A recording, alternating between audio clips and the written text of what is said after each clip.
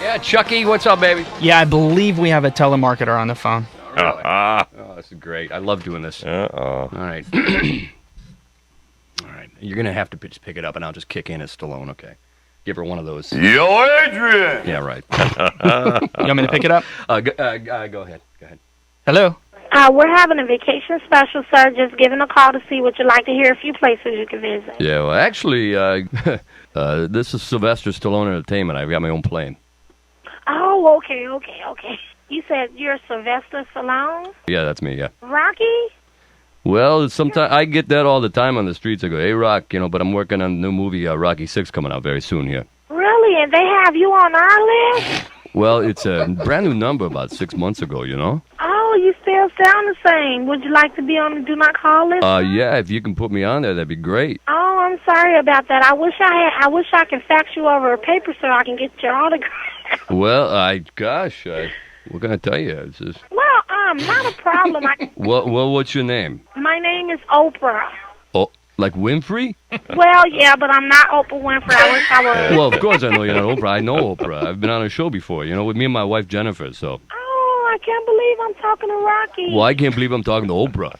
Well, I'm not Oprah Winfrey. Well, I know that, all right? All right.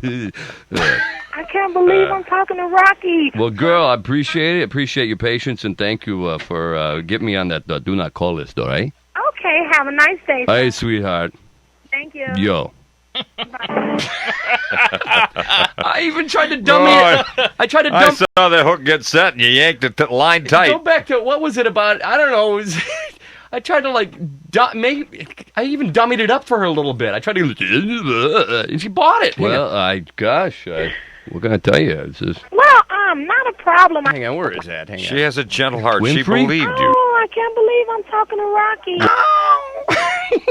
Well, I can't believe I'm talking to Oprah. Well, I'm not Oprah Winfrey. Don't you, you would think, and she was buying it. There you go. Hi, I'm Kevin Frazier from The Insider, and it really is my pleasure today to help the Academy of Country Music announce nominees for On-Air Radio Personality of the Year.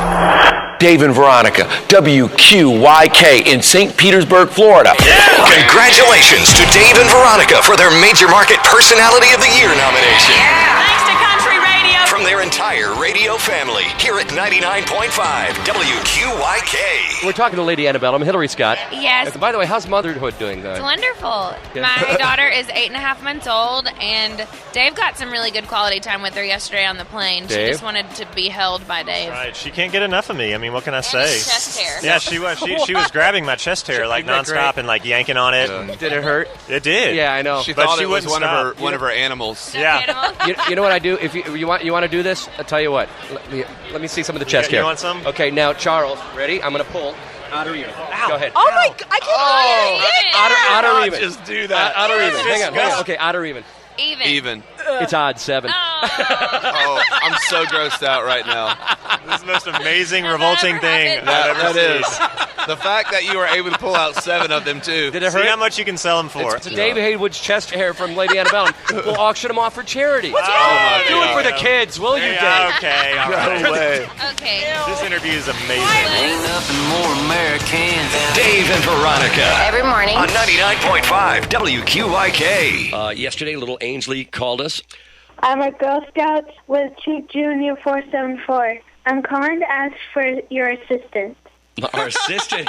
Listen to you. Look how cute and formal she is. Ainsley, did you write this out? Yes. Oh, no kidding. Okay, Ainsley, so what? You need help with what? This is our last weekend of Girl Scout cookie sales, and I wanted to see if you would help promote our booth. I gotta be honest with you. So you want us to help your troop sell cookies? Yes, sir. We need 152 boxes. All right, there you go. And so that was the call that we had yesterday. How so can you say no to something so cute? you can't.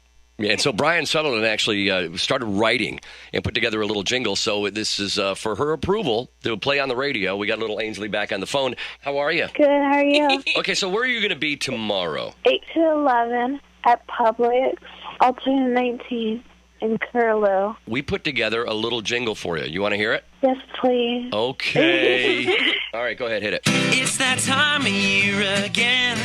selling them cookies in Dunedin.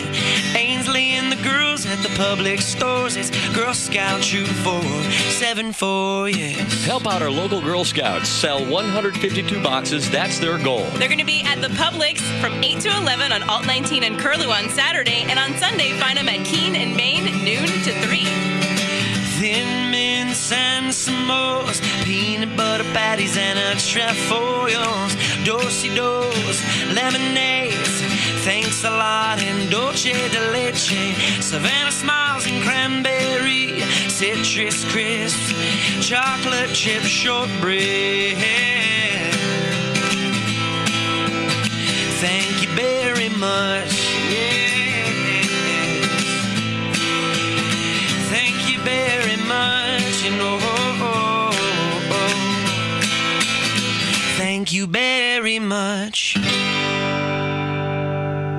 I like it. Dave and Veronica. You guys just have fun in the mornings. It makes my day. Live and local. You wake me up in the morning. 99.5 QYK. I'm watching this thing, right? Watch. Uh-oh. How do you know if you or a loved one has ADD? Answer these 5 questions. I couldn't get through the first one. Did they show your picture? They showed a picture.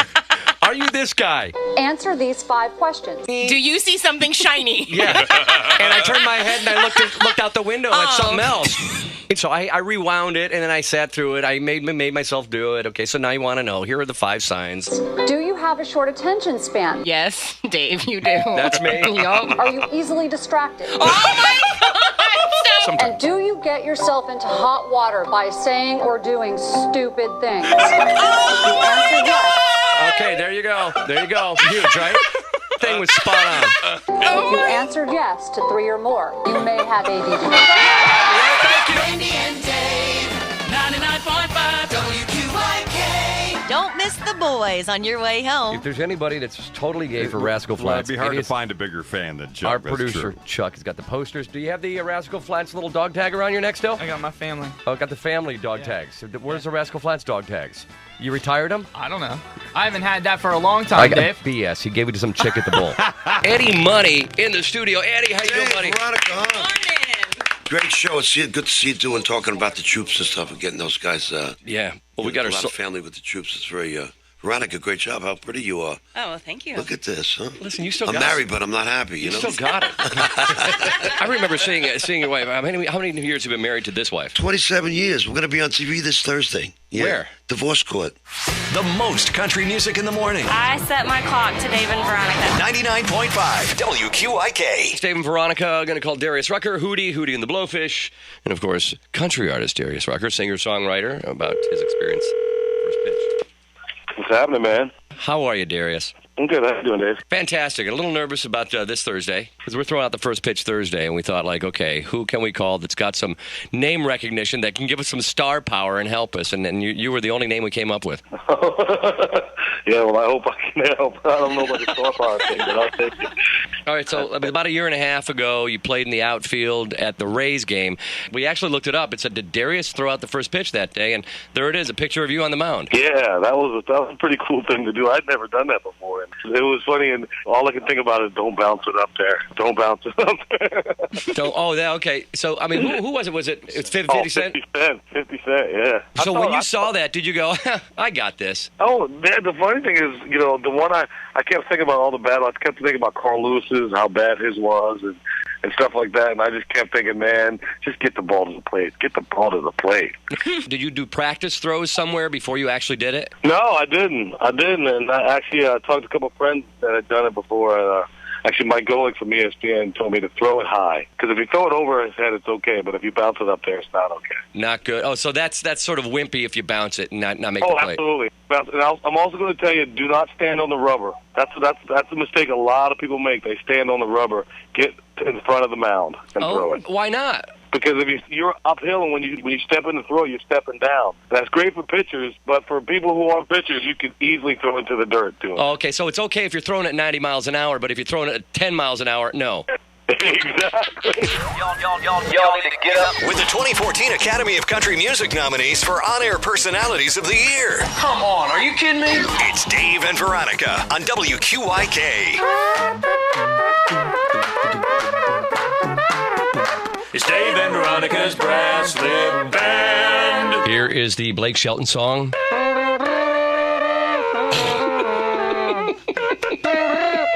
Bill, how you doing, buddy? Good, how are you, sir? Good. You're on. What are you laughing at? How you doing, buddy? How you doing, buddy? Bill, where are you right now? Sorry, Bill, where are you? I'm on my way to work. Okay, what do you do, Bill? I work at the VA hospital in Tampa. All right. Aw. Very cool, Bill. Name the song. All About Tonight. Yeah, Bill. Nice job. Yeah, Billy.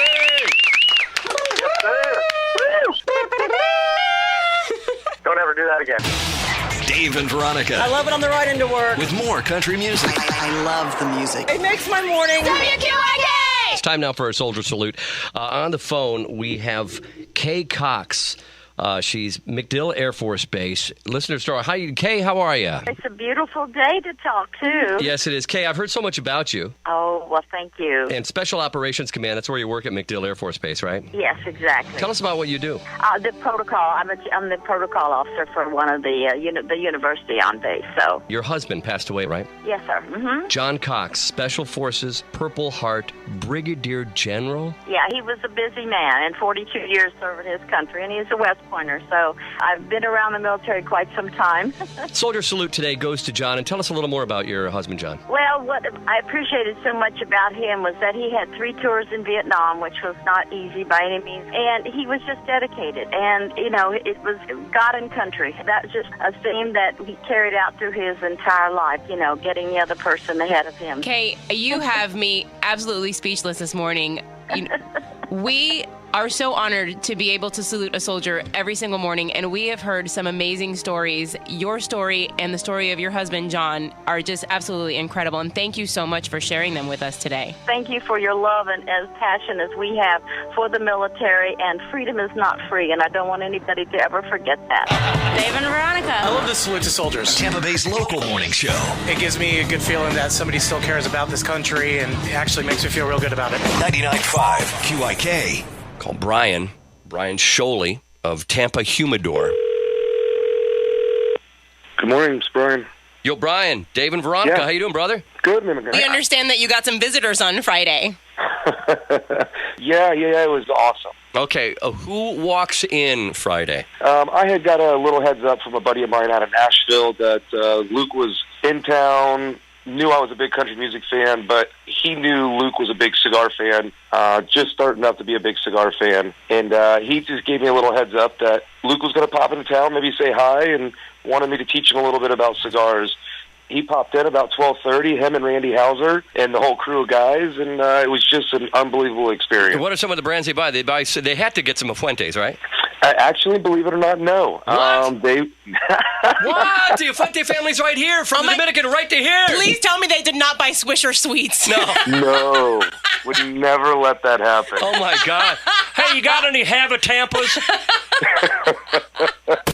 Tampa Bay's new country hits. 99.5 QYK. Dave and Veronica want to know, what did you buy at the Bass Pro Shops? Hey. What did you buy at the Bass Pro Shops? I bought a hat and 2 shirts and some socks. Oh, you do your back-to-school shopping here? Pretty much, yeah. What did you buy at the Bass Pro Shops? A release for bow hunting. I got a hat and a shirt. Fish hook for my hat. Worms. Dave from Dave and Veronica, what did you buy at the Bass Pro Shops? Boots for hunting. And you're hunting what? Either hog, deer, gator. What did you buy at the Bass Pro Shops? This right here. That right there? Fish cleaning sink. Yeah. And you put it out what? Where do you put it? Just anywhere? Is it portable? Yeah, it's portable, and it's got folding legs. You can put a 5-gallon bucket under that, and you hook your garden hose up to here. That's right. You got it. Do you have a dock you're going to put it on, or just so it's a break wall? Well, I live right on the Manatee River. My wife bought her a pair of shorts. That's about it. Yeah. All right. Hey, how you doing? That guy was great. That guy was great. He bought a portable fish cleaning table. Thank you for actually clearing that up. Yeah, that's what the hose hooks up. The hose hooks up, but a bucket underneath it. 5-gallon bucket. Right on the Manatee River. Right on the Manatee River. My wife bought her a pair of shorts. Oh, that's so cute. Oh man, that's so cute. And she looks sexy in them. That's about it. Yeah. All right. Hey, how you doing? I'm Dave from the QYK Morning Show. Hello. What did you buy at the Bass Pro Shops? Got some stuff for my new boat that I bought. Air horn, cup holders. Can you demonstrate the air horn? You want me to put in your ear? No, right now. Go ahead. It ain't gonna Can you go do off, it? bro. Can you do it? Yeah, well. I think I'd ask for a refund. I'm now regretting this. Why? because I handpicked this story just for you, Uncle Dave. Uncle Dave. Hey, kid. Speaking of the Tampa Bay Times Forum, Dave, get your girl on. Barry Manilow is coming back in 2014. I write the songs that make the whole. Hey, Dave. Hey, Uncle. Hey, kids. Sorry. Hey, kids. Uncle Dave here, and here's from my own personal LP collection. It's on vinyl. Barry Manilow. How you doing? Ah, yes. That make the young girls. Dave cry. Giant Fanilow is excited to hear. I write the songs. I write the songs. Barry is coming back on January 31st. My music makes you dance. And it gives this band a chance. Tickets start at I wrote some rock and roll so you can move. $9.99. Music fills your heart. Lift your leg and it'll make you. Sorry, I'm just changing the lyrics a little bit there. Mom and Dad, you were right. I should have finished college. Here I'm we so go, sorry. everybody! Dave and Veronica in the morning. Get up. Get me going in the morning. Every morning. Waking up the country. I bet it was really funny how much money you spent last weekend.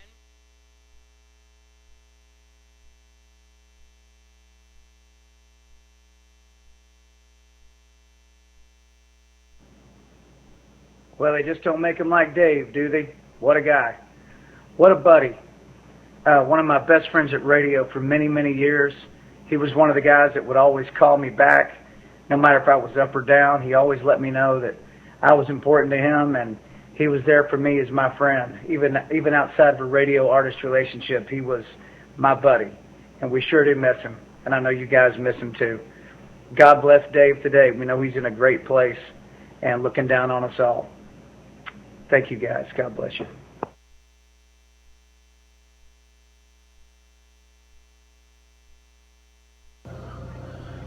Hey everybody, Randy Hauser here. Just want to say I really wish I could be there today to celebrate the life of our buddy Dave McKay, who's affected so many lives there in the Bay Area, and will be sadly missed and highly celebrated for years and years to come. But we want to thank everybody for coming out and showing their support for him and celebrating his life. And Dave, you'll be missed. We all love you, and hopefully we'll see you again sometime. Thank you.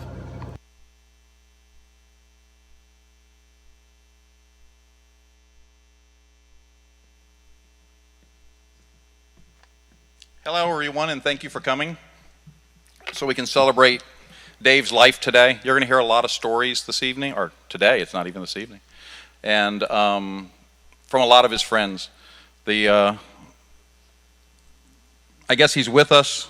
As you can see, the bike right here. It was a thought that we had to bring it here, and everybody was able to make that happen for us. So it was the one way to make sure that he was here with us, and we're going to get started. So first up is his mother, Mariana Emke.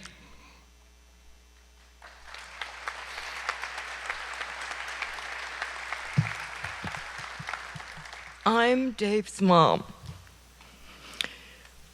My father had a story, so I'm going to talk Hungarian for a moment, and I will say, Istenem nem ilyen lovat akartam.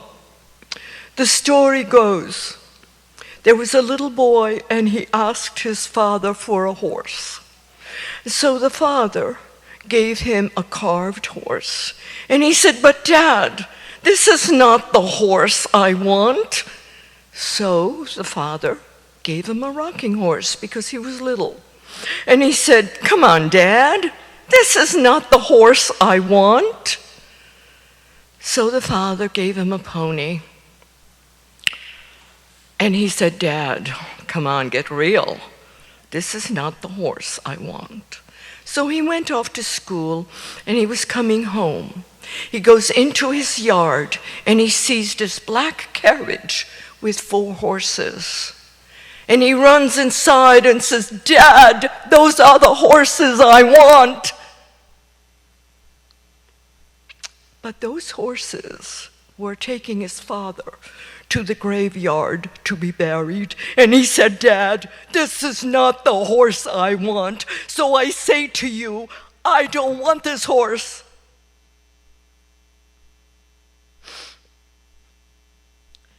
Dave was a very generous man. He was good to everyone. He stopped at the beggars and he gave his coin. He took them to eat in restaurants. There was a woman that apparently got into some trouble because she had too much to drink. Dave took her upstairs and got her bandages and bandaged her up so the police didn't arrest her for drunkenness. He was very kind, and he was very generous. The Dalai Lama said that even the beggars do justice and kindness to society because they are there so you can show generosity, you can show kindness to all. And Dave was kind to everyone. So before you pass that man that is begging, think, step back, give him $2. Why would you care what he does with it? Someone asked me once, "Mariana, why did you give that person $2? They're only going to get a drink." But is that my responsibility? My responsibility is to give him something so maybe he will eat. So God bless you all for coming. God bless you for being kind. God bless you for loving my son so much. Thank you. Take care.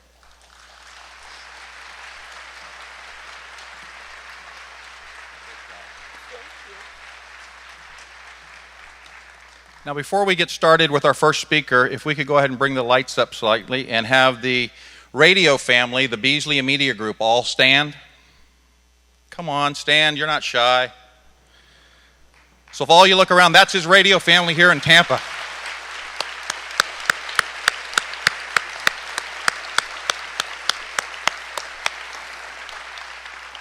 And I'm sure many of them would love to be up here and have plenty of stories to tell, but we don't have that much time. So we are going to start off with the morning show, Mason Dixon on Q105. Mason?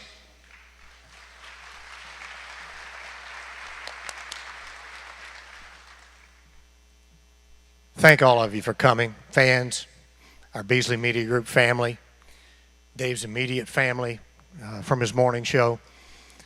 To have all of you here to show your support and show your love and respect for Dave McKay is very, very special. I know what it's like. I almost was in this exact same position about 11 years ago in 2005 after my car accident.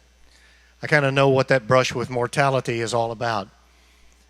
And to see everyone turn out and show their love and support is amazing. So thank you all for being here and being a part of this. Dave's looking down, he's smiling, and now he's about to say, "All right, Mason, cut the crap and start saying something funny." So here we go. My love affair with Dave started about 20 years ago. Actually, it did. We go way back, even before we were in the same building with each other. It goes back to, I was working at Mix 96, and at that time, Q105 had gone country, and we got bought by the same company. I won't mention their name at this point, but their channel. Radio people get a kick out of that, but everybody else, that's all right. Anyway, we had our, Dave was doing afternoons on Q105, and I was doing mornings and programming. Clear Channel folks had asked me to oversee both radio stations. And our morning show left at Q105. So I went to Dave and I said, "Listen, I got an idea. What if I can round up the character who used to be a part of the Q Zoo, Terrence McKeever, and put the two of you together, make a show that's got a great name, McKay and McKeever in the morning, and let you guys do the morning show?" He said, I don't know if I want to get up that early in the morning. That didn't surprise me either. But I really wanted to try to put that thing together. And unbeknownst at the time, he also let his good friend Tom Rivers, who we all love, and the late Tom Rivers, and I can tell you, there is no telling how much fun the two of them are having, sharing stories again. They were best of friends, and Tom hired Dave away from me and put him over on WQYK. And then about 5-6 years later, we ended up in the same building with each other, at that time owned by Infinity and then CBS. And for 16 years plus now, every morning I walk past the studio, and there's Dave, and of course as of late it was Dave and Veronica and Kevin, and get a chance, we'd all do the wave with each other and go down to our respective studios and do morning shows. But we didn't let it go at that. If Dave had a special song that didn't fit the country audience that would fit our audience on Q105, he'd bring it down and give it to me, and I'd turn around with one of our services. If I had something that sounded a little too much like WQYK and not Q105, I would give it to him. We shared bits with each other. Dave is a guy, all of you know how much I support the men and women of the military. That's been a very special thing for me for a lot of years. And Dave would do the same. And every morning at 7 when we would play our Star Spangled Banner, there were a lot of mornings that Dave would walk down. You could see him checking his watch because he wanted to make sure he got back on his radio station at the same time. But he would come down, and when that Star Spangled Banner would start, he would stand right outside of our studio door and put his hand over his heart, the same as all of us in our studio, while that Star Spangled Banner played. That's the kind of human being he was. We shared a love of motorcycles. We shared a love of old cars, and a great story about how Dave was wonderful to other people. He had a great-looking old Mopar, and for those of you that know old cars, you know Mopars are old Chrysler Corporation cars, Dodges, Plymouths, etc. Dave had a Plymouth. It was a good-looking car, well-restored, good-looking thing. Sounded great. So we talked about cars. And one day, after about a week or so, I didn't see that car out in the parking lot anymore. I saw him on his motorcycle. I said, "Dude, where's your car?" He said, "Well, let me tell you a story." And there was a dear friend of his who loved that car. And Dave said he loved that car even more than I did. He kept it running. He cleaned it up. He kept it detailed. And he loved that car so much. And he wanted to buy it from me, but he didn't have the money. So I gave it to him. That is the kind of guy that Dave McKay was. And he did that to so many others, whether it was somebody on the street or as you heard his mom talk about how generous he was. And in sharing that love, there's one thing that Dave did love to do, and that's live every single day. And something that I found out in 2005 when I almost lost my life in that car accident. You live every day. And Dave lived it from the time he got up to the time he went to bed. So if I have a suggestion for all of you, whether it's your mother, your kids, your grandkids, your significant other, or just friends, give them a hug, tell them you love them, and don't let a single day go by that you don't do just that, and then do like Dave McKay. Live every day. God bless you, Dave. Thank you for letting me be here.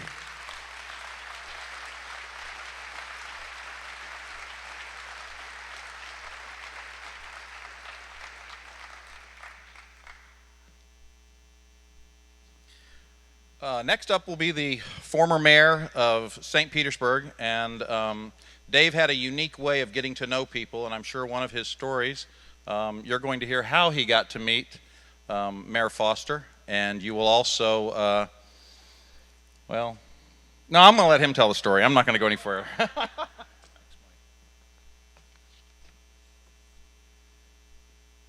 What a sight this is to behold, and thank you all for being here. I think Dave would be embarrassed, but yet I think deep down, I think Dave would somehow appreciate all the attention. my friend with no filter. But your presence here means a lot to Dave's mother and brother and loved ones, so thank you. You know, Dave loved life more than anyone I know when people responded to his larger-than-life personality. Yet behind this big personality was also one of the most generous men I ever met, who, as the Bible requires, would do anything for the least of these and would literally give you the shirt off of his back. Dave had many loves. He loved his family and friends. He loved his radio wife, Veronica. He loved St. Petersburg, and he loved all of his listeners and fans in Tampa Bay. He loved his Harley Davidson, Grazie's, The Avenue, Coney Island. He loved country music and those who produced those incredible sounds. Dave loved a lot of things, and yet the greatest love of his life was his mother. Dave was a mama's boy. So today we celebrate Dave McKay, Steve Imke. And we pay honor to Dave's mother, Mariana.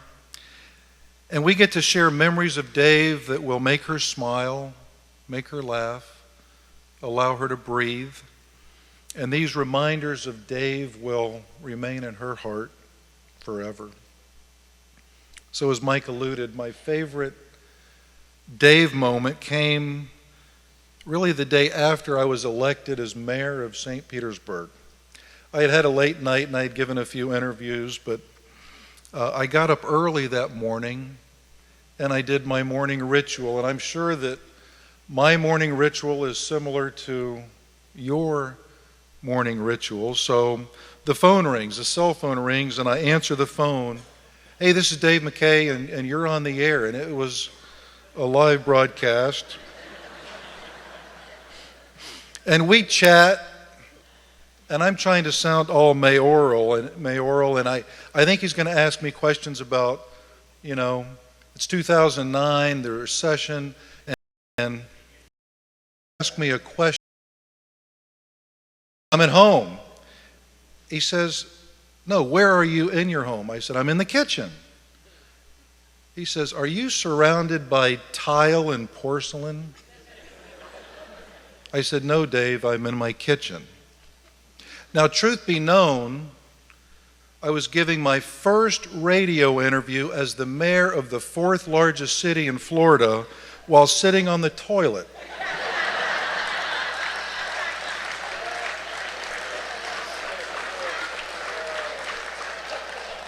And Dave McKay was going to expose me. So I'm mortified. And I get out of there as quickly as I can, and I go to finish the interview, and Dave says, wait a minute, the acoustics just changed. You were not in the kitchen, you were sitting in the crapper. And then he says, Bill, you just got elected and you're already lying. So I'm trying to get back on track. Dave's hysterical. I'm literally dying. And he loved it. That was the beginning of a beautiful friendship that included dozens more interviews, lunches, dinners, concerts, backstage events, and great conversations. So I'm hoping that when Dave gets to interview our Heavenly Father, the creator of the heavens and the earth, I'm hoping that Dave shows a little more restraint. But somehow I don't think he will. Dave will always be Dave, and I'm just fine with that. I love you, brother. God bless you.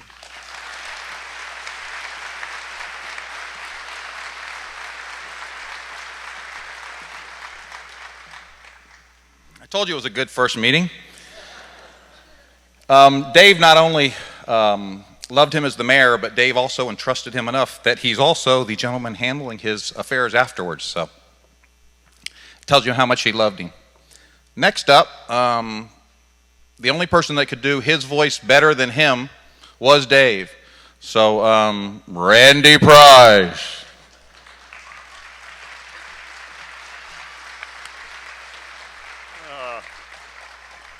I was in the studio that day that he called the mayor. We did have a lot of fun with that. That was crazy. I don't know how many people we have here, but Dave had something. I told him we would have this. You can't work with somebody. We have a brother kind of thing going. And I would say to Dave, "You only got one thing that I wish I had, Dave." He'd say, "What's that, Randy?" I said, "Your memory." He remembers everything. I don't think there's probably a person here that if Dave was with us, could mingle this crowd and not remember your name, not remember where he met you, when he met you, how many children you have, and maybe some things you wish to God he didn't remember. Some of you guys know what I'm talking about there. Well, I kind of envision it this way. I have this vision that one day, Dave, his memory being so good, that God appoints him to help out St. Peter at the pearly gates. And one day I'll be having my turn to walk up the road there, and St. Peter will say to Dave, "Hey, who's that guy?" He says, "Oh, that's Randy." And he said, "You can let him in. He knows the same guy I know." And that's what I see in my mind. 20 years ago this summer, actually it was Memorial Day weekend that Dave and I went on the air. 20 years ago this year. And my wife was pregnant with twins any moment, and my twins are here. Wave your hands there, girls, at the end there, and they're now 20 years old.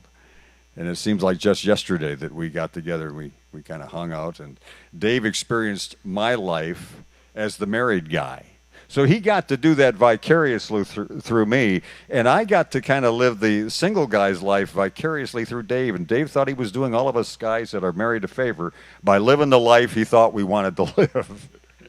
And he did one crazy job, I'll tell you. And the thing about Dave, kids love Dave. Dogs love Dave. If you're ever around kids and dogs, they just naturally love Dave. And the kid in each of us was drawn to Dave. I think I was wondering, what was it that made Dave so special? I think it was the kid in him that brought out the kid in us people who managed to get old and become adults. Dave didn't want a whole lot to do with that, so he didn't. He kept being a kid, and he kept bringing the kid out in all of us. I met him 20 years ago prior to him going on the air. It was at a Bellamy Brothers concert. I didn't know this guy from Adam other than he was on RBQ, and I had introduced the Bellamy Brothers and did the whole thing, and I'm walking around the crowd, and this guy with a ponytail comes up to me, introduces himself as Dave McKay, and promptly starts to tell me how he really admires WQYK and he intends on taking us down. I went back to the station and said, "What are we going to do with this guy?" Well, Tom Rivers had the answer: if you can't beat him, join him. So Tom hired him, and we became partners, and we had a partnership on the air for 20 or 15 years. And we had some great, great memories. Some of my best memories of Dave would be live in Nashville or live in Las Vegas, live in New York City, talking to the stars, CMA, ACM award show time. And that kid would get out of his cage and do some things. And I had to be the adult. When he's under the table, crawling around, pulling off shoes of female stars and rubbing their feet. I'm looking at Carrie Underwood in the eye while he's down there rubbing her feet and trying to figure, I got to be the adult. He comes back up, has her shoe in his hand, and says, "Look what I found, Randy." But those are great, great memories. He thought about doing that when we did some of the big stars, like Trace Adkins. I said, "Don't do that, Dave." But I think at Trace asked he would have, because he was in. Let's have fun. Mom was up here a little while ago, and Mom shared with us Dave's generosity. And Dave was hugely generous, and he didn't really want people to know how generous he was. He kept it to himself a little bit. But if somebody needed something, whether it was a charity, whether it was a kid, he was in. All you had to do was ask. If you asked, Dave would find the time and the energy and his treasure to be a part of that deal. Whether it would be St. Jude, the Shriners, or a fundraiser for a cancer victim, he was in. I was down last year with fighting cancer, and I'm very grateful that I'm here with you. I didn't figure it would be under these circumstances. But Dave last summer did the favor for me because he was going out to Montana. I had a daughter who was working at Yellowstone, and he took the time to see her and spend some time, take her to lunch, and do the things that I couldn't do. That sounds like a little thing, but to me, when I was so sick, that meant the absolute world to me, and our relationship really built even anew on that. You know, the greatest compliment I think someone can give another person is to steal a page from their book. And many of you here know us radio types, and you'll be listening to us over the years ahead, and you'll hear us steal a page from Dave McKay's book, because you can't help it. When that happens, smile, knowing that Dave is laughing at our best efforts. Dave would like to kid us all when he was working with us in the studio, those of us who had the privilege of working with him, and he'd say something like, "Boy, I did make you sound good, didn't I?" I didn't like it at the time. But, Dave, you did, and you still do. Thanks.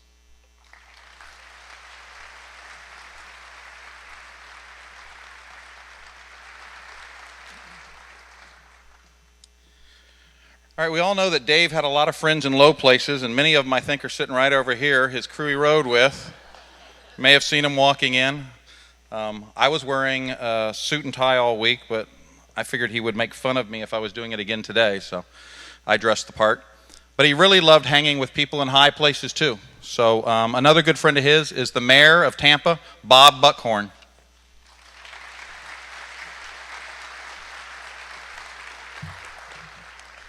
I don't know about high places, but now that Mayor Foster has gone and I have the mic last, Tampa was his favorite city.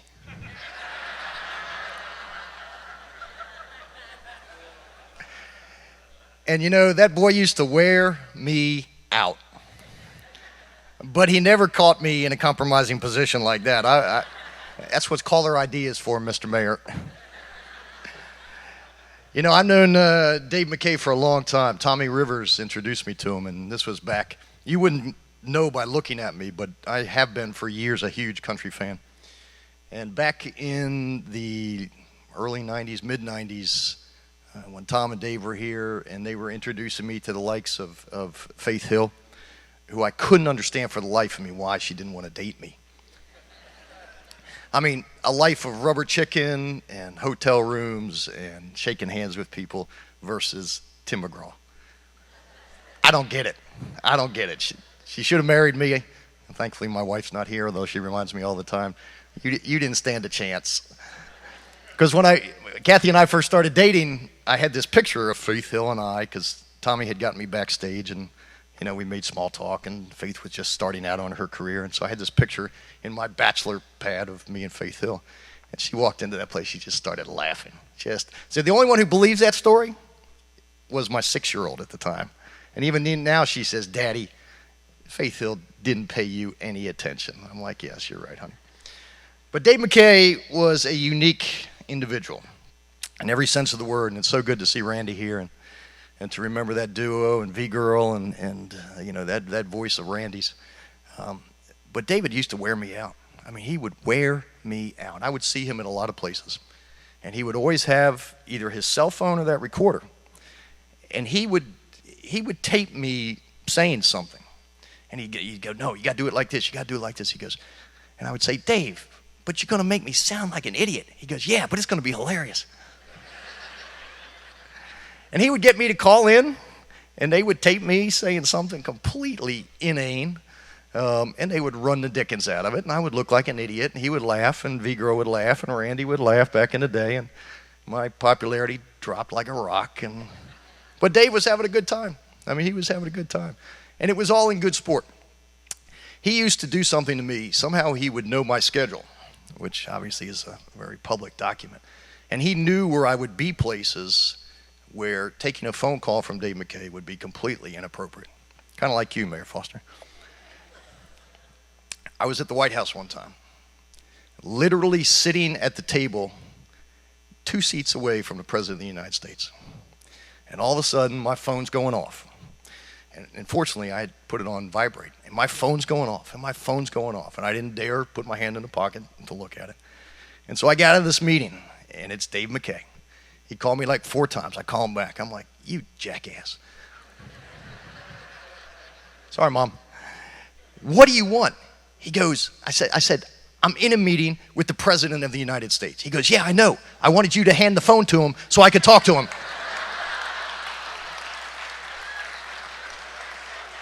True story.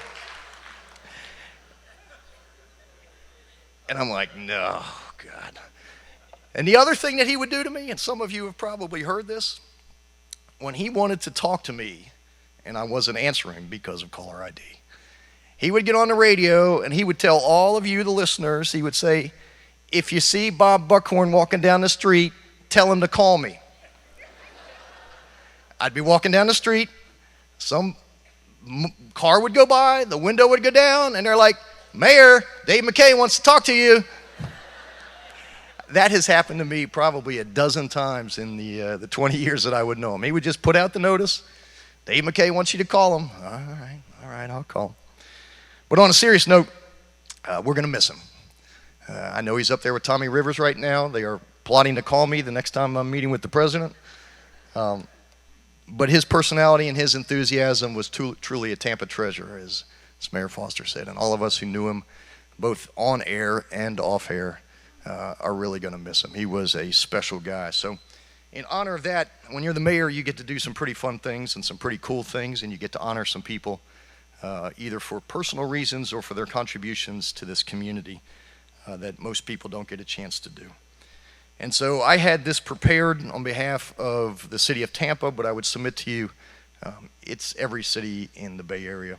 It's St. Petersburg, it's Tampa, it's Clearwater, it's Lakeland. It's everybody who had the opportunity to know Dave or to listen to Dave and to enjoy being in his presence. And I'm not going to read all the whereases. I'll read the last two. It says, where Dave was especially known for his kindness, generosity, integrity, infectious smile, and outgoing personality. And as a man who cherished his mother, and he did, family, friends, and radio. And although we are grieved at the loss of this outstanding citizen, his legacy will continue to live on through the improvements he brought to the community and in all those whose lives he has touched through his sharing and love. Now therefore, I, Bob Buckhorn, by virtue of the authority vested in me as the mayor of the city of Tampa, do hereby urge all citizens to join me in publicly expressing sorrow and heartfelt appreciation to the Dave McKay Emke family, his beloved mother Mariana, and other family members, and to express our hopes that they will take solace in their cherished memories and the impact of his life on our community. Dated this 11th day of August, 2016. Mom, this is for you. Dave, get to work. I got a big race coming up. Thank you.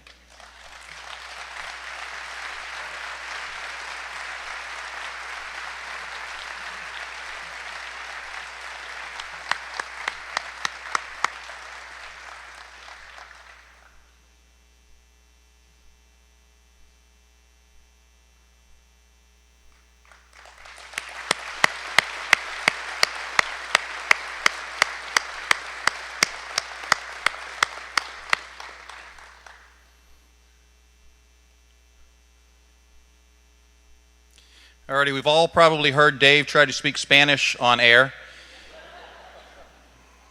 A little help from Veronica, but his main Spanish tutor and teacher is the afternoon drive on 92.5 Maxima. Neo.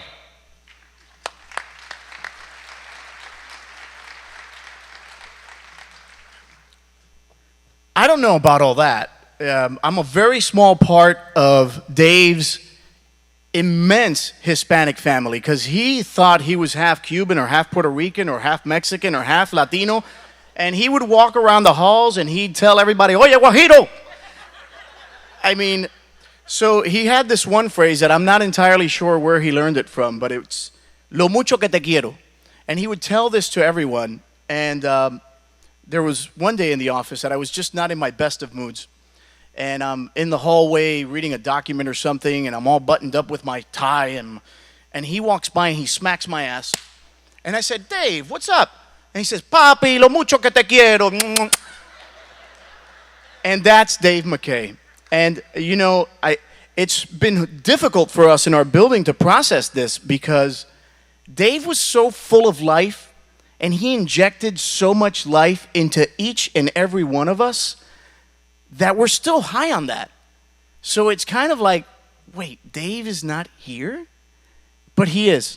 I see his bike, and I got to tell you, it pulled some tears when I first walked into this theater tonight. Dave was the kind of guy that he could take a serious moment and just flip it like a tortilla.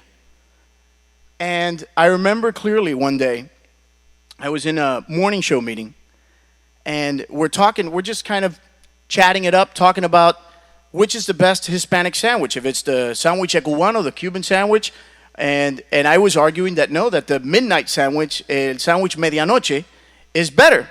And they're very similar, the Cuban and the midnight, but la medianoche has a different kind of bread, and Dave McKay happens to walk in, and he's like, what are you guys talking about? And he can interrupt anyone's but we're talking about the midnight sandwich, and he's like, oh, what's that? And I said, yeah, it's the one with the yellow egg, buttery bread. And he's like, yes, of course, yes, oh, wow, medianoche. And all of a sudden, Dave disappears. And a few minutes later, he shows up with bags of medianoches from Pepo's Cuban Cafe across the way for everybody in the office. That's Dave McKay, and we've all heard about his generosity. So I hope that on your next lunch break, you can grab some medianoches for somebody in your office, and when you show up and they ask you, why are you doing this? You say, hey, it's Dave McKay Day. Thank you very much. God bless you.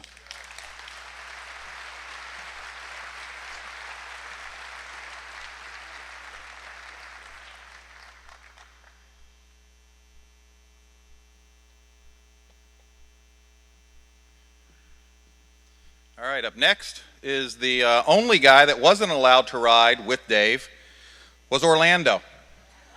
That has nothing to do with his race. He drove a Spider 3-wheel, and that just wasn't going to cut it for Dave.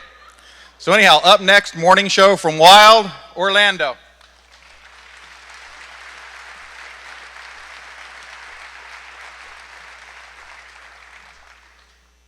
He wouldn't let me ride. He wouldn't. He's like, that 3-wheel thing? No, you can't come with us. It's a secret society. I promised myself as a true tribute, I said this the other night, that I wouldn't cry because Dave wasn't really a crier. So I just got to tell you that Dave was a lot of things to me. He was, a brother, a family member, a person that I said today in a meeting when I was in Mike Collada's old office, and I was sitting on the couch, and I said, man, I'm so tired. It's just been running around these couple of days. And they said, well, go ahead, lay on the couch. I looked down. I said, man, the last time I laid on this couch, I made out with Dave McKay. And I ain't lying. This ain't a joke. I was laying on that couch, and Mike was sitting there because we always burn the midnight oil, and Dave would come in, and I'm laying there, and I'm just like, Mike, and all of a sudden I feel somebody crawling up me, and I just look at him, and he's like, don't, just let it happen, just let it happen.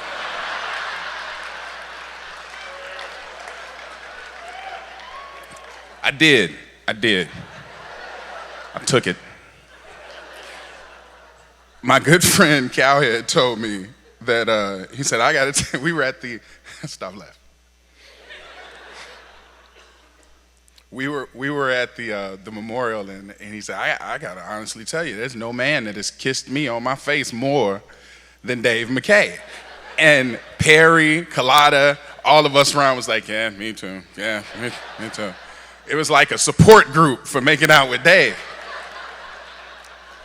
Because Dave loved everybody, and it was just oozing out of him. I mean, you'd think I would be the one with all the love because it's oozing out of me a little bit more. But Dave had so much love in him, he wanted to share and he wanted to give. And when he would come into our studio, I have people in the room who haven't worked with Dave for 18 years like I did. So they didn't understand when we're having a conversation and the red light is on at the door, where most people don't open the door because that's not supposed to happen, even on TV. Dave walks right in. And I'm reading something that I have to look at this copy, and I'm like, yeah, and then they said the bridge is gonna be down for, and Dave walks behind me. And everybody's looking like, what is he gonna do? And he comes right behind my head and cups my forehead while I'm talking on the air and just says,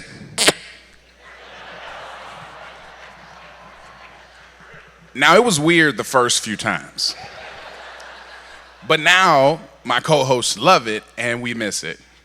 I called him big time because he was always prepared to do many of you know, the Tommy thing.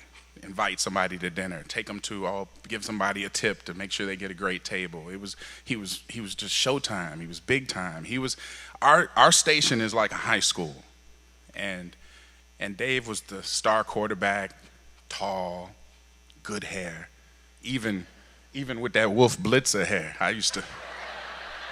He used to get mad. Like Dave didn't get mad many times, but I was like, look, Wolf, I got good hair. But he was the guy who was ready to be on stage. He was ready to be on camera. I had to do an interview here today, and I told him, I said, if Dave was here, he'd be the one doing this because that's what's right. He was supposed to be out front, and he was really big time. There was I'm gonna date myself, but there was a song back in 2004 by a rap. This is the BET version of the. We're gonna get hip hop for a minute, so don't run for the exits or nothing. I see people clutching their purses. He said fabulous.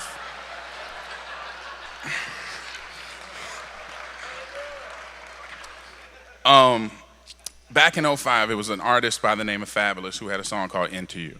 And it was an awesome song, but at the time, Tom and everybody liked to hold court at Ruth's Chris. And we just take over those back rooms and drink brown liquor and then go to these. Never mind, Mom. We would do Bible verses in the back of Ruth's Chris. And in the song, he says, you know, he's telling the girl, I'm so into you. And he's like, for these various reasons. Not as articulately as I'm saying it, but he's like, I love you for this and this and this. And he's like, and the way you cook a steak reminds me of the strips at Ruth's Chris. Okay. Dave hears that. He's like, oh my God, the guy who's rapping about Ruth's Chris, who's that? And I was like, that's Fabulous. He's like, fabulous, I love it. I'm like, no, Dave, not fabulous, fabulous. Fabulous. All right, that's awesome. I love him. Are you bringing him to town? I'm like, actually, he's coming to our concert. I gotta meet him. I love that song. It's so good. Okay, because Dave's having a moment. He loved to meet people. Okay, so I walk him over to Fabulous. Not fabulous, Fabulous. Dave immediately goes into Dave mode. He's like, hey, love your song, man. Look here. Let me, here's the deal. We know everybody at Ruth's Chris. We can get the best table back in the back. You know what? Actually, it's on me. If you just reach out to Orlando, I don't know what time you're going on, but if you want to catch dinner later, I'd love to have you, man. It'd be awesome to have you there. That's so awesome. I love that song. And Fabulous looked at him and he's like, thank you, Dave. I appreciate the support, man. Word. And he walked away and Dave said, man, it was awesome. What's word?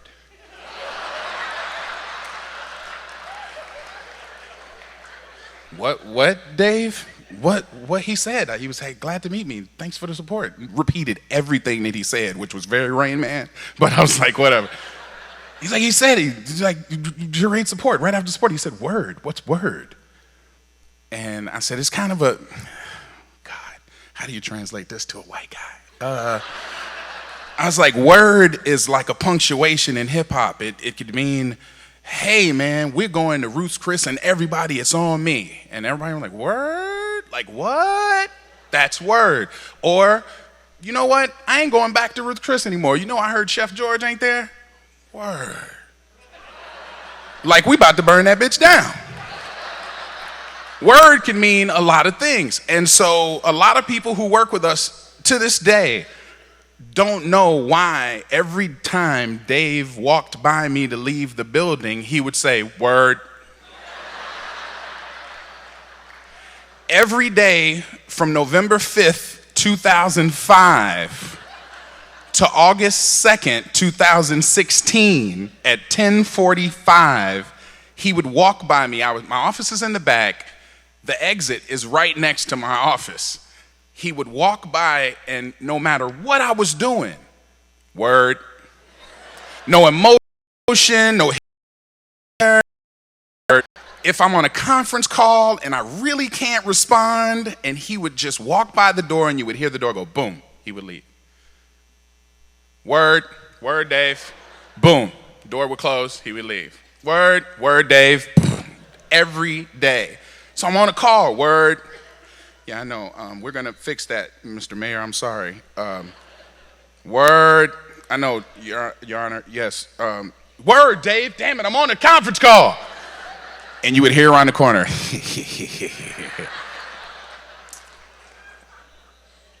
He did that on August 2nd.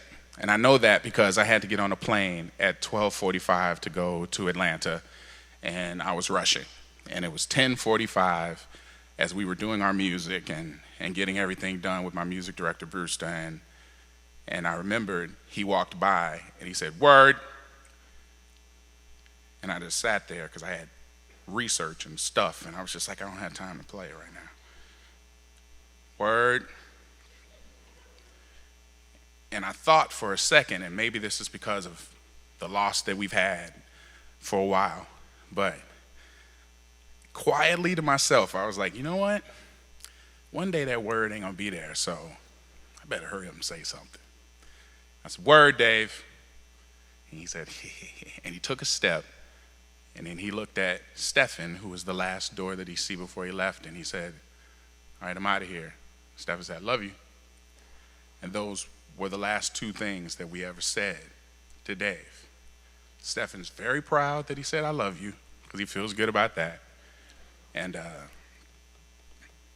I loved him too. So, Dave, I love you. Word.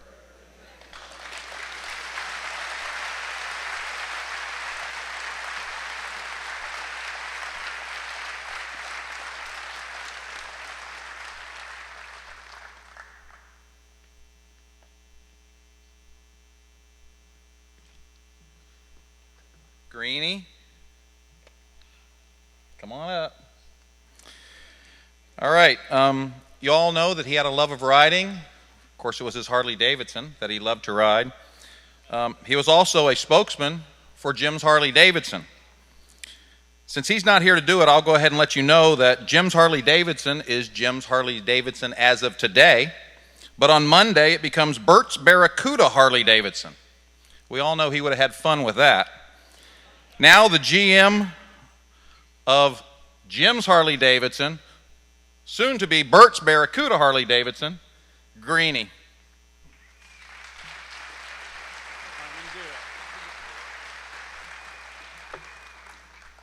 I'm the first one up here. It's not a public speaker, so I hope I don't ramble on. In Orlando, was that couch in his Colada's office or in Dave's studio? Because I've sat on that couch in his office, and every time I sat down, he tried to sit really close to me. So, was that the same couch? Yes. Well, that's good to know. So, also, man, it's bright up here.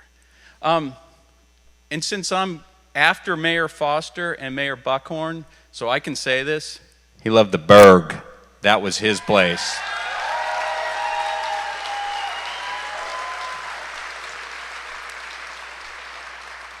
Dave was the king of the Berg. He loved it. Fools rule. And he knew it. That was Dave's gang. He had his own gang. Did you know that? He had his own gang downtown. Son of Fools. And they're sitting right here. And they're awesome. But he loved everybody. The fans, just the outpour for Dave is just incredible. And I'm devastated. And as everybody else is. But I have one favorite story. Dave would come to my house and we would do rides. And so I came up with this really crazy idea, read about it in the paper, and in just north of Mount Dora, there was this place in the fall, and they did a corn maze. So Dave, I go, let's ride to the corn maze. So he comes over, and he brought Ann with him, and my wife, cooked his favorite breakfast casserole, and I had some other friends that were riding. And Dave, he was kind of quiet, and he didn't always walk up and say, hey, I'm Dave McKay, the guy you hear on the radio. So there were some other friends, and they just knew him as Dave. So we went off that day, and we rode all over the place. I took him out in the country, and we stopped here, we stopped there, and we got to the corn maze, and we checked in, and they give you this little map, and you go through the maze, and just all the stuff we did together. It was on a Sunday. So the next morning, as Dave usually did, he would tell people about what he had done for the day. And he was telling people that he went on this ride, and he went to the corn maze. And he went here, everywhere he went. So this friend of mine, Joe, who's sitting right over here, he calls me up and he goes, hey, Greeny, there's this guy on the radio, and he was everywhere we were yesterday. He did everything we did. So I didn't tell Joe who Dave was. But Dave, he loved a joke. So I listened to Dave, and I knew when during commercials he would answer his phone. So I called him up. I said, Dave, you're not going to believe this. Joe, and we call him Joe the blind man because he sells mini blinds. And right on the back of his van, caution, blind man driving. So Dave just loved that. But so he gets on the radio and just starts busting Joe's balls. Sorry, Mariana. And he just had the best chuckle over that. And to this day, I love telling that story, and I miss him.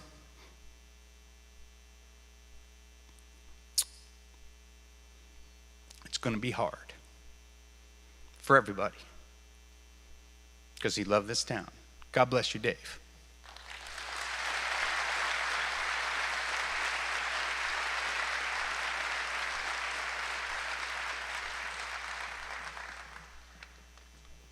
You saw who's coming up next as he came running up to the stage. Kevin is the morning show, or has been on the morning show with Dave, and Kevin's been with the radio station since 98. He was about this tall, and he grew up at the radio station, and it was Dave's, I guess, joy when he was able to make him a part of the morning show. And you saw Kevin over the last couple of years grow tremendously with Dave's tutorage. So here's Kevin Ebel.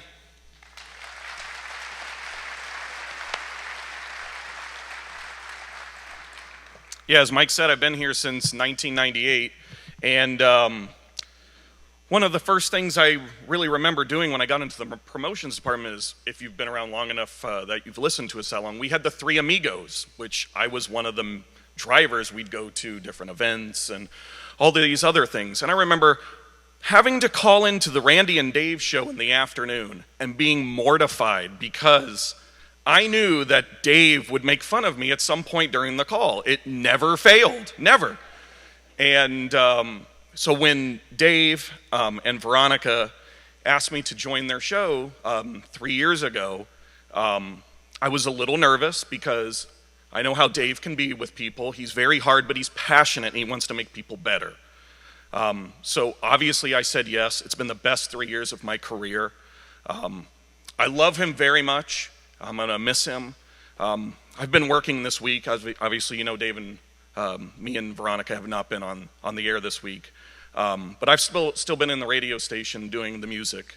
And every time I walk into the office, there's a hook right inside the door, and he left his headphones there, and that's where he would keep them and grab them every morning, and they're still there, and they will always be there.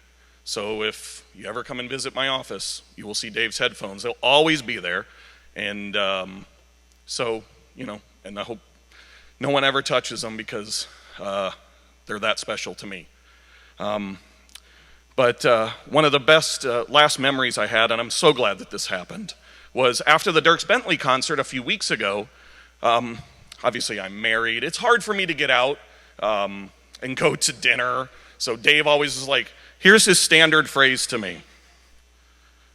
Why don't you divorce your wife, give the kids up for adoption, so you can come out hang with me all the time? So that was what he would say all the time. So at the Dierks Bentley concert, he was like, let's go have dinner. I said, okay. I said, but it's got to be along my route home because my mom is babysitting the kids tonight because my wife is working. So we talked about going to somewhere along 275, and we picked the Columbia restaurant in Ybor. So we went in there and just sat at the bar, and I'm very glad that I had that night out with Dave. It was just me and him. He wanted a boys' night, and that dinner will be very special with me for the rest of my life. And yeah, that was a very good moment that I got to spend with him. And if you know Dave, he loved watches. He had a big collection of watches. So when I joined the morning show, I told him, I said, hey, I have this watch, and my grandfather wore it for like 40, 50 years on his wrist, and it doesn't work. And he goes, bring it to me, I'm gonna get it fixed for you. I said, okay. So he did that, and I wore it every day. So a few months later, he goes to me and he says, you need to retire that watch for a little bit. I said, okay, why? He goes, because you need to have your son wear that watch, and you can't wear it out until that happens. I said, okay. And he handed me a brand new watch, and this is the type, obviously you've heard the generosity he's done for a lot of people around here, and for everybody that he kind of came in contact with. And he did this for me, and he bought me a 1973 Seiko 5 watch, which I wear every day. And so every time I look at the time, I'll always remember Dave. And when I give that watch to my son, it's my grandfather and Dave, because Dave fixed it. And so it's been really difficult on me this past week, just being in the office and seeing his stuff in my office. But the outpouring of support from everybody on Facebook and calling and emailing and people coming in contact with has been great. And it's really helped me. And Veronica has been such a rock to me and making sure I'm okay. And it's been great. And the final thing I would like to say is, if you listen to our show, we love sing-alongs in the morning. Love them. We love singing the songs that we like. And he loved when I sang the rap part to the Dave Matthews Band, Ants Marching. And he tried to get me to sing it up here on this stage at the guitar pull last year, and I actually forgot the words. So I know Dave would want me to do this. So here we go.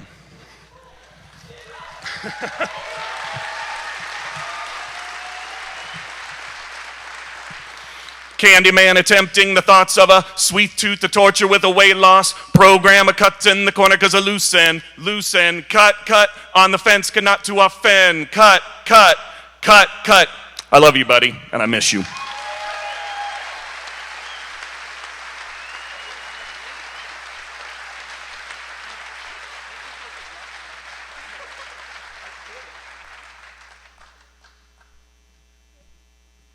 I think he's supposed to drop the mic after that, but thank God he didn't.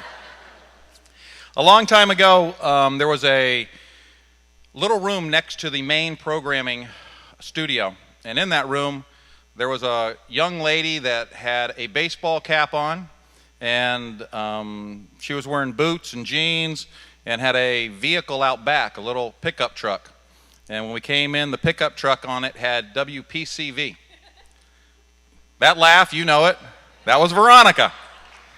One of the first things we asked her to do was remove that from her truck. And she slowly would get over to the main studio. Then she started doing Spanish lessons for him. And one thing led to another, that she started working with Randy and Dave and then became his partner. So up next, Veronica.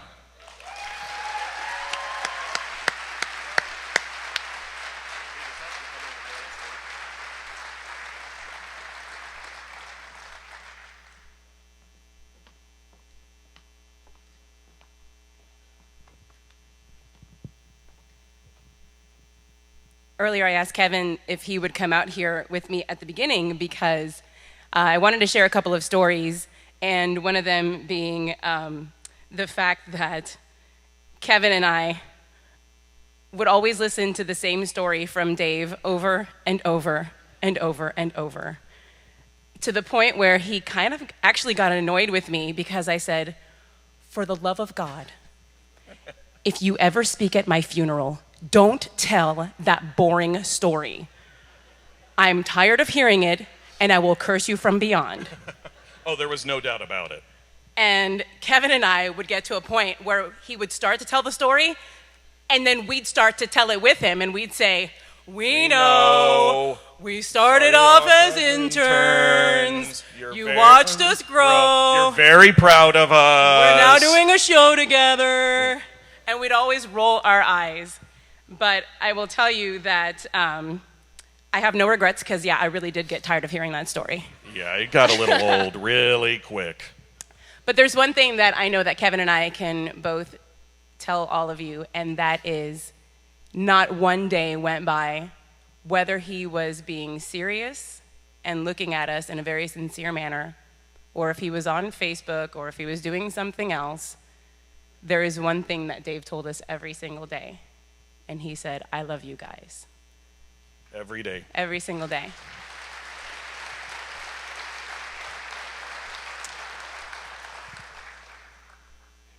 And one more thing about this kid standing here, and I call him kid even though he's only a few years younger than me, is that I really have seen Kevin grow and blossom thanks to Dave, and he's really come out of his shell. And I can promise you that Kevin Ebel, E-B-E-L, yes, a few years ago I don't know that you would have had the courage to come out on stage and talk. I definitely would not have, for sure. But Dave is he definitely brings that out in everybody, and he made me more confident in myself, and he was so proud of Veronica and myself, and he was so proud that I became music director, and that I got to work with you and Dave is the happiest 3 years of my life. So we definitely were truly a family, and I just wanted to take a few moments with Kevin on stage together in honor of Dave. So thanks. Love you. Knock 'em dead. You know, it's funny because a lot of times people say, oh, we're like family, but honest to God, I kid you not, Dave and Kevin, I always refer to them as my brothers because that is exactly how they treated me every single day, like two big brothers.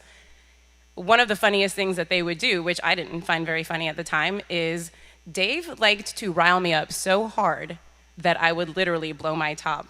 And I would stay calm, and I'm like, dude, stop. And then I would get to a point where I'm like, oh my God! And then it would be at that point that Dave and Kevin would high-five each other, and they're like, yeah, we got her! They did this a lot. They always loved doing things at my expense, which I don't know how I'm going to live without that. I'd be trying to tell a story, and if I would say anything that, even remotely sounded like it might be inappropriate, they would always repeat me. Oh, I went to the store the other day and I bought some cucumbers. She bought some cucumbers. Really, I could not get through a story without the two of them repeating me constantly. One of the things that they used to do to me, and I didn't know this until just a couple of days ago when Kevin confessed this to me, I would get really excited because sometimes they would show up wearing the same color. And I'd be like, you guys, you're wearing the same color today. Look, you're both in navy. I'm like, ha, ha, ha. Well, it turns out they would do that to me on purpose. Sometimes they would actually text each other and say, hey, for the next 3 days, let's wear the same color and totally screw with her. And they would just do that. That studio every morning was nothing short of amazing. And to tell you that, yes, I knew how blessed I have been for the last several years to work with my two brothers. They are my family. They truly are. We really, just such great times. One of my favorite stories, Dave loved radio, obviously. He loved radio. One of the things that he used to always say is, Veronica, that's good radio. That's good radio. He would make me do things that made me so uncomfortable, and I'm like, no. And he's like, no, but it's good radio.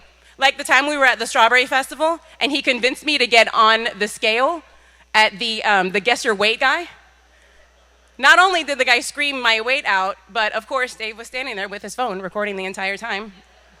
That managed to get on the air. But he really did. He loved good radio, and he knew what good radio was, and he knew how to entertain people. We were in the studio one morning, and Eddie Money happened to be in the building. And he really wanted to get Eddie Money to come into our studio because he was down doing an interview with Mason at Q105. So he kept his eye out in the hallway. And, we do our soldier salute each morning. And someone had called in to record a soldier salute. And this woman calls and she says, "Hi, I would like to salute my brother," and we're recording her off air. And she starts talking about her brother, and all of a sudden, Eddie Money walks by. And as she is telling us this emotional story about her brother, he goes, "Eddie! Eddie!" And he runs out of the studio while this girl is telling the story about her brother. And I'm standing there, my eyes are this big, and I'm like, continue. As if nothing happened. He was successful in getting Eddie Money in the studio because, of course, it's Dave McKay. Who says no to Dave McKay? And it ended up being one of the most fun interviews, and we actually sang 2 Tickets to Paradise with Eddie on the air that day. It was really awesome. It was really awesome. Randy said this earlier, that Dave had the most amazing memory. And that was the one thing that I always found to be so incredible. The most obscure songs, the most obscure artists, it didn't matter what genre of music it was. He would always spout out the title, the artist, the year that the song came out. And his favorite thing was, "Kevin, look it up, look it up." And then surely he'd be right. And then, of course, he would just give himself a high five. Yeah, I knew it. But, Dave was my mentor in radio.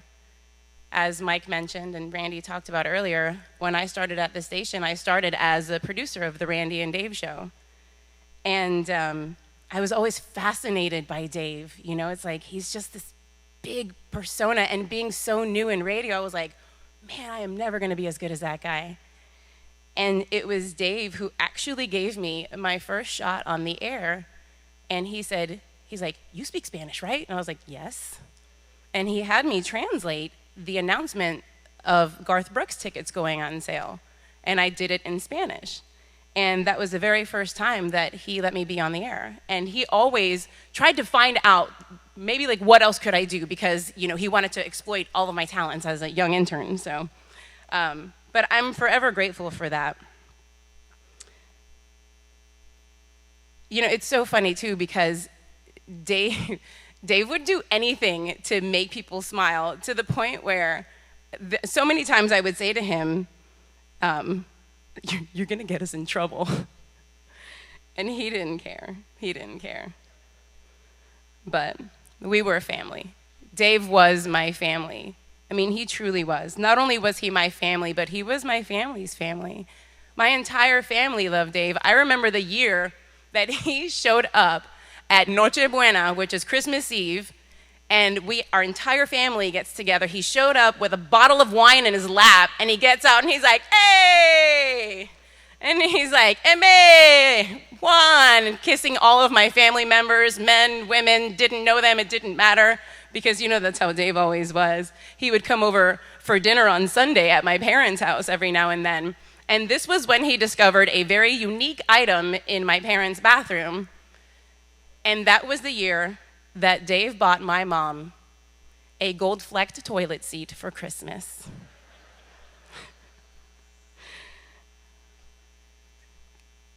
We all really love him so very much. And I'm so grateful for the friendship that we had for the past 19 years. This past week, I've had the opportunity to share so many stories with so many other people who loved him. And it's so hard to pinpoint which one is my favorite Dave McKay memory, because they all are. My favorite trip that I took with him, though, was the time that he invited me to come up to Buffalo and Bemis and Ellicottville, where he grew up. And it was really neat to see that side of him. And the jokes that ensued on social media when he said, "Let's go to Niagara Falls. You've never been there, right?" So he took me to Niagara Falls, and suddenly we were on our honeymoon. But that's cool. I've always been honored to be referred to him as his work wife. I've always been honored for that because, well, you know, he's the best and all. You know, a lot of people talk about Dave's generosity, and it is absolutely true, and I would be remiss if I didn't talk about that myself because I saw it on a daily basis. You know, the thing about Dave is he didn't just like to give things to people. He liked to give people a hand up. And that's one of the things that I respected so much about him, because it wasn't just stroking a check or mentioning somebody's event. He wanted to be a part of whatever it is that you are passionate about. He wanted to be there. He wanted to help hands-on. You know, when people talk about the fact that he would take homeless people to restaurants, he wanted to be a part of someone's bettering of themselves. It didn't matter who they were. There are so many charities and organizations in our area and beyond that have been successful in part because of the things that Dave would do for them and with them. I remember, because, you know, we have to fill out these things for like the CMA and the ACMs every year. And they would always ask Dave, well, you know, what is your charity of choice? And he didn't have an answer because the entire community is what he was passionate about. The entire community was his charity of choice.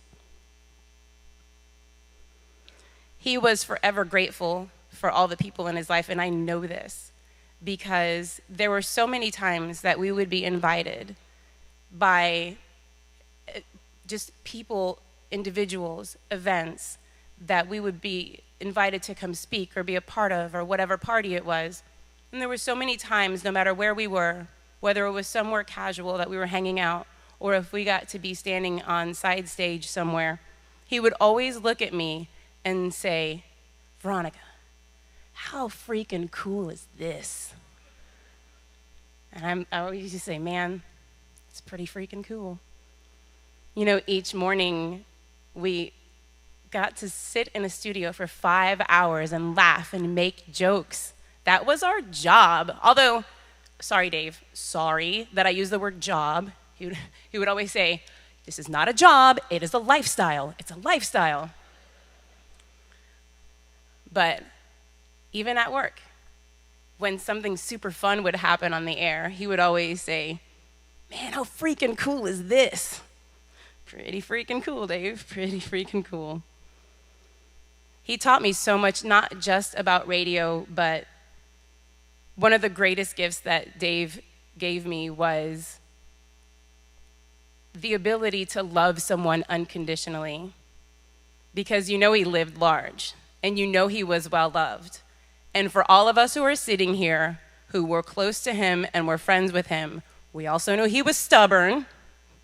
We also knew that he liked having his way, but it's just who he was. And just absolutely everything about him I loved. I loved it when he picked on me. I loved it when sometimes he was honestly mean to me. I mean, we fought. We were married for such a long time.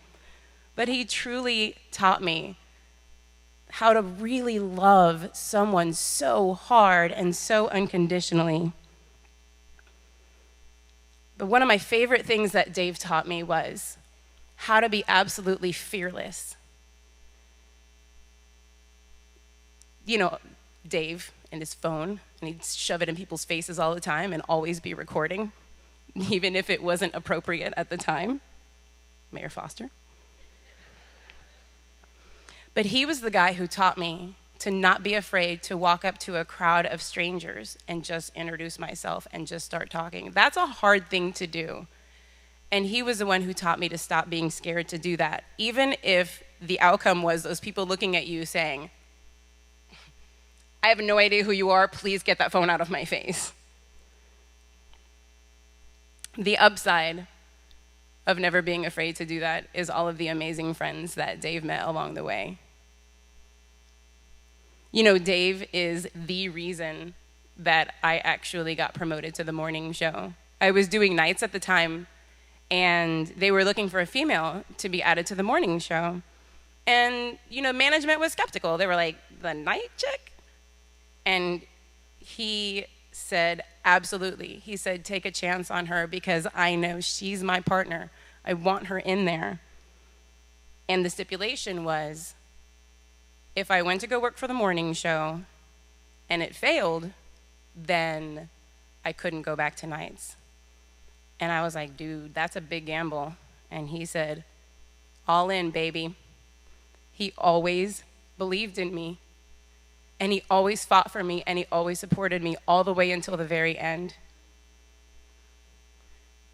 You know, it's funny because it was difficult for me to gather my thoughts to stand up here and talk about Dave because I thought, how can I summarize someone who meant so much to me? What are the right words? I'm not sure that I have them because he was just, to say that there will never be anyone like Dave McKay, it even sounds too trite. He was someone who was so absolutely incredible, so absolutely passionate. And how do you express that? You know, I'm not even sure how we're all gonna get up each morning and not live our lives without Dave McKay. But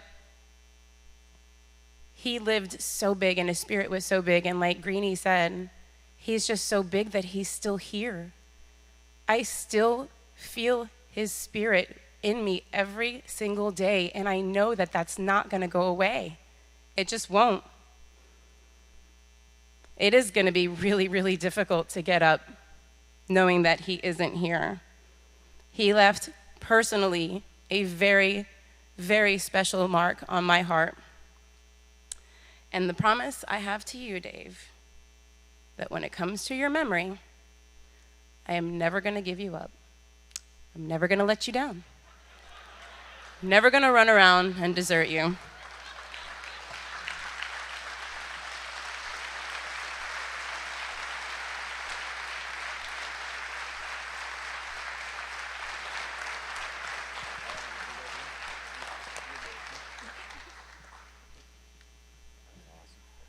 Before we wrap up, Greeny and I wanted to come out and just I'm looking say for a thank new you. gig, I hear. Yeah, you're ready. You got his mic on and everything. That was a challenge back there. We wanted to thank everybody for coming and thank the Mahaffey and Mayors Buckhorn and Foster, and thank you to our friends and family here. Dave was a very special person, and just the outpour of people, celebrities, I mean, it's just unbelievable. I mean, I'm just blown away by it.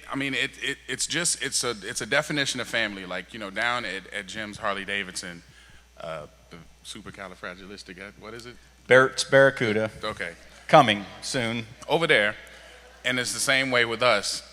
We're lucky enough to have people we work with long enough to become family. But as people and moving pieces move around, you know, we have some family members who moved on and went to Clear Channel Outdoor, and guess what? Thank you, Dave McKay billboards are up today. So thank you to you guys. I was doing pretty good driving to work this morning until I saw that billboard. And I was crying the rest of the way. Dave's face right there is just like, all right, man stuff over. But there's a family member that we want to recognize also. Absolutely. I mean, he's been the rock. And just not Dwayne Johnson. No, this one's much better. Because for those of you who have a history with QYK, you know we lost Tommy. And that was devastating for us because he was the patriarch of the family. He was the guy. And we all went through that sniffling and stuff, except for Dave being, you know, a rock. But there was Mike Collada there to make sure that everything was done according to plan. And this unexpected tragedy killed us. And as we started to call back and forth, everyone kept saying, Mike's got it. And he did. Mike was on the road to go get Mom. Mike's like, I've been over to the condo. I'm down at the hospital. I'm with him now. And I just want, because Dave isn't here, and he would do this, from everybody, we have to thank Mike for doing this. Absolutely.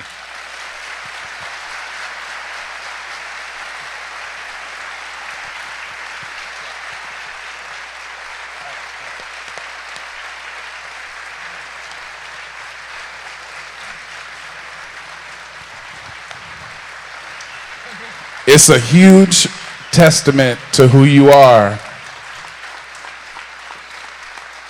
judged by the people who you surround yourself with. And this guy has been such a rock to make sure that the tribute, that everything was meticulously for Mom, that everything was the way Dave would want it and the way we loved him. And we all don't know how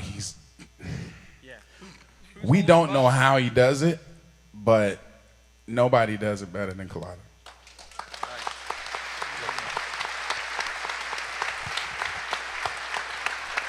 All right, well, we're almost done. I didn't expect that. For everybody, Veronica didn't call me out. I was the skeptical one. I was proven wrong. We have gotten approval to do this, so we're not breaking any rules, so don't get scared. But this is probably the most fitting way to end the evening. And the guy who has kept this bike running, Dave, I wanted to buy this bike a while back, and Dave kept saying no, and Greeny was trying to convince him into a new one, and that probably happened 10 times. He never did it. We were out riding. When we were riding, an accident happened. And when the accident happened, Dave and the bike went down. When that happened, I went after the guy who did it. We caught him. So last thing I saw in my mirror was the bike flipping and Dave sliding across the road. Our good friend David Harb was with us. He stayed there.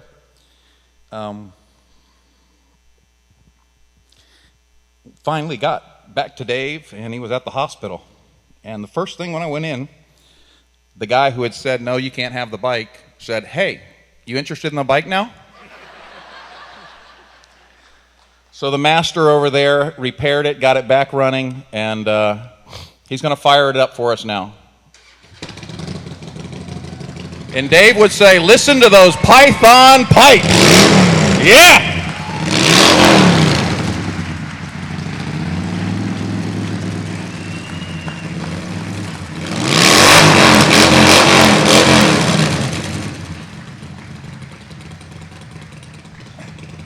I think we have concluded today. No more fitting way to end today.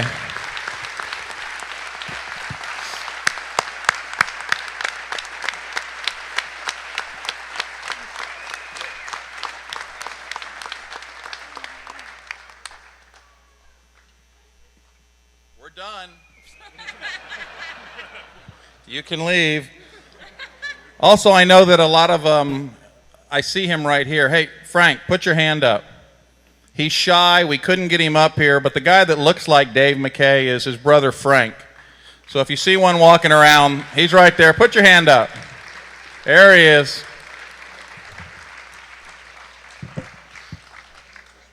In the living room with the World Trade Center. I used to work at the World Trade Center, and I have a memory there, too. The World Trade Center. Wow, that's fantastic. Yes. Thank you. I'm going to shake your hand, sir. It's That's a great idea. Thank you. Thank you. I'm Dave from QYK Radio. Hey. What are you going to do with the brick? Keep it. I'm very proud of it. Where's it going to be? With all my other stuff What that I other keep. stuff do you have? What kind of stuff do you keep? You don't want to know what I Listen, keep. have I seen you on the TV show Hoarders? No, not yet. Is that you? No. Not yet. What are you going to do with the brick? Man, I already got a brick. I took one the day it closed. I worked at the pier for 12 years. You did? What'd you do? I worked at Cha-Cha Coconuts. Look, I got my shirt on. Oh my God, you got the Pier St. Petersburg. Yes, sir. How old is that shirt? Oh, it's old. What are you going to do with the brick? Me? I'm going to hit the mayor in the face with it. Turn it down. I could have been working for 2 years. Whoa, okay. Some people weren't happy with the demolition of the pier then. All right, then. WQYK. Are you ready for some football? Yeah. Kickstart my heart, yeah. All right. Valentine's weekend, we just thought have something kind of cool for soon-to-be brides. And they catch a football, they could win the package, honeymoon package to the Bahamas. So Martin Gramatica, he had to practice, and we were talking to him about this. Yes, after not doing it for about 7 or 8 years, yeah, I felt sore this morning. So we went through the 5 girls once, not one of them caught the ball, right? Yeah. And then we went through a second round, kicks it, coming to her, and she catches it.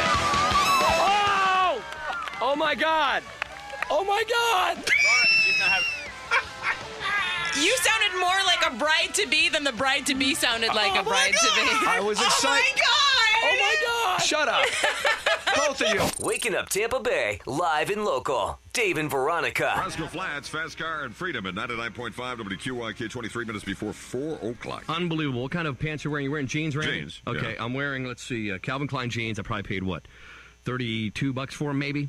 And what kind of jeans you have? I have no idea. Probably Kmart. Okay. Walmart, I don't know. Kmart, what are they? Chuck, look at my butt and tell me, what kind are they? What kind are they?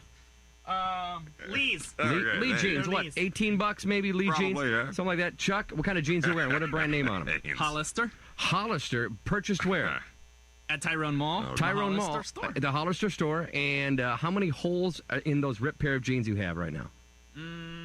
There's gotta About be 7. Folks, it there's looks more like than that. No, it looks like he got into a serious skateboard accident. They look kind of like they're dirty jeans, but that's the look, right? Oily that's the jeans, look. right? Oily torn jeans is what. And how much you'd pay for them? I paid $59. $60. Let's round it up to nearest 10 with tax and everything. Over $60. What do they charge you by the hole? If it has 6 holes in it, you pay. No, actually, I got another pair that's got holes and it's got blue paint spots on it. Well, extra for the blue paint. That's great. No, they're $59 too. Chuck paid, plus tax, so you're paying over $60 for these.